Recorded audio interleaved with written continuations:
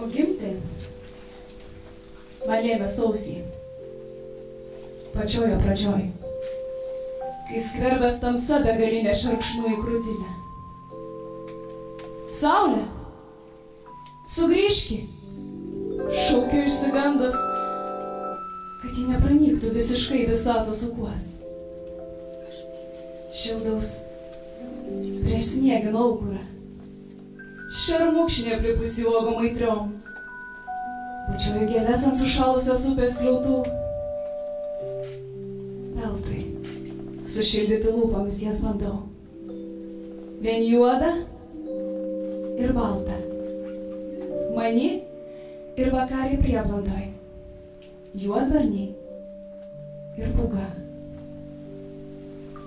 Todėl taip traukia į mišką, kur šniokščia eglės tamsesnės už kančią, bet kvepiančios, gyvos, smingančios tiesiai į sielą. Kaip viltis į vasarą, viltis į beribę šviesą, be kurios ir mirtis būtų beprasmiška, nes mirti nemylint, vadinas išnykti nebuvus, nei gėlė, nei angelų, kažkam reikalingų kaip kraujas, kažkam nepamirštamų kaip saulėlydis, lange atgręžtam į vakarus, kai dienos slenka vakarop, be perstojo voverėms gausėjant, senoj belapį liepoj, pasodintoj mano pirmąjį pavasarį. Regina Biržinytė, poetė, bibliotekininkė, mokytoja, gimė 1949 metais Anykščiuose, tačiau jau nuo 1952 metų gyveno Kelmėje. 20 metų dirbo Kelmės rajono savivaldybės Žemaitės viešojoje bibliotekoje. Daug dėmesio skyrė kraštotyrai, lietuvių ir pasaulio rašytojų kūrybos populiarinimui, rašė bibliografijos apžvalgas, scenarijus, vedė renginius, subūrė rajono literatų klubą, kuris vėliau tapo Vieversiu, organizavo poezijos pavasarėlius. Mirė 1996 metais, palaidota Kelmėje.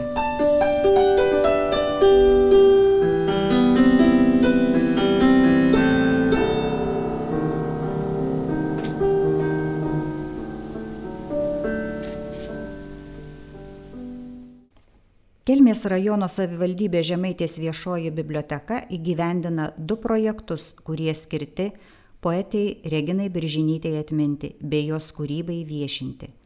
Projektus finansavo Lietuvos kultūros taryba ir Kelmės rajono savivaldybė. Spalio 18 dieną prie Kelmės Žemaitės viešosios bibliotekos atidengtas suolelis poetei Reginai Biržinytei. Suolelį puošia Kalvio Modesto Tamošaičio metalinė vandens lelija, simbolis vandenų, kuriuose plaukioti taip mėgo Regina, o nuskaičius ant suolelio esantį QR kodą galima klausytis aktorės Justinos Kasiulytės įgarsintų Biržinytės eilėraščių. Suolelį, kuris simboliškai buvo uždengtas didžiulė nerta skara, Regina mėgo rankdarbius ir buvo puiki mezgėja, atidengė poetės brolis Valentinas Biržinis ir Kelmės rajono savivaldybės vicemeras Kęstutis Bilius. Bibliotekos renginių erdvė vos talpino susirinkusius Biržinytės poezijos gerbėjus, kurie atėjo į poetės 2 knygų, tradicinės spausdintos Amžinai sugrįžimais į mažą miestelį ir virtualios eilėraščiai sutiktuves.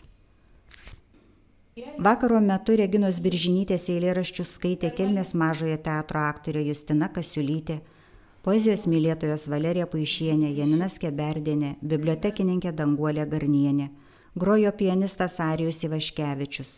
Įžvalgomis apie naująją knygą, kuri sudaryta iš Reginos Biržinytės rankraščiuose esančių eilėraščių, dalyjusi knygos redaktorė Dalia Griškevičienė.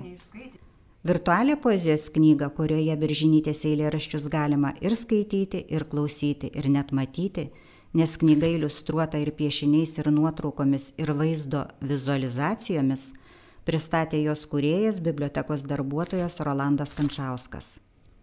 Renginyje dalyvavo knygos dailininkai Tytuvėnų gimnazijos mokinė Urtė Seselskaitė ir jos tėtis Andrius Seselskas, sukūręs knygos viršelių iliustraciją.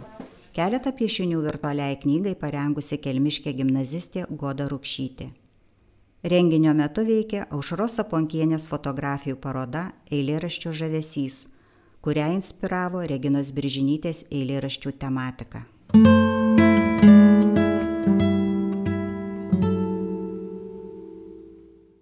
Pasilgau pirmosios žolės, nes mano kojos, basos ir suskirdę, geriausiai jaučia, jog žemė gera.